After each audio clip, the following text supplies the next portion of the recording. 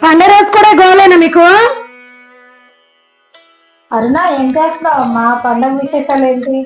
ఏం పండగ అంటే గోల గోల అయిపోతుంది ఇంట్లో పిల్లలతోటి. అలాగంటే ఎలాగమ్మా? మన పిల్లలే కదా, మనమే సర్ది చెప్పుకోవాలి. ఆంటీ మీకు కథలు చెప్తారు, వినండి ఒకసారి. ఏమ్మా, ఎందుకు అలా చేస్తున్నారు? నేను మంచి కథ చెప్తాను, వింటారా?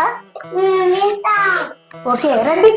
లేవండి లేవండి లేవండి, అలా అలా చేయకూడదు.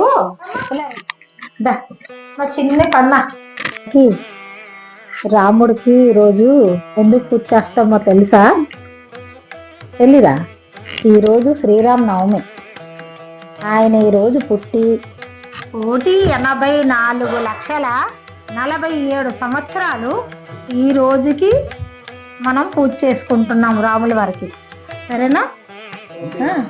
మనం కలియుగంలో ఉన్నాం. అందుకని మనము కూడా శ్రద్ధగా పూజ చేసుకోవాలా. ఆయన ఎంతో గొప్పవారు. తండ్రి మాటకి జవదాటకంట 14 సంవత్సరాలు అరణ్యవాసం చేశారు. మీరు అలా నీరసపడిపోకుండా శ్రీరాముడిని చక్కగా పూజ చేసుకోవాలా, శ్రీరామనవమి జరుపుకోవాలా.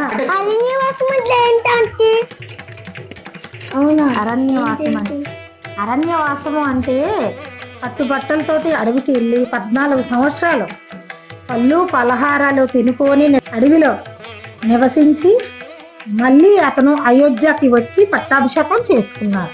అది మనము కూడా ప్రతి సంవత్సరం కూడా ఇలాగనే జరుపుకొని శ్రీరామనవమి పండుగ చేసుకోవాలి. ఓకేనా?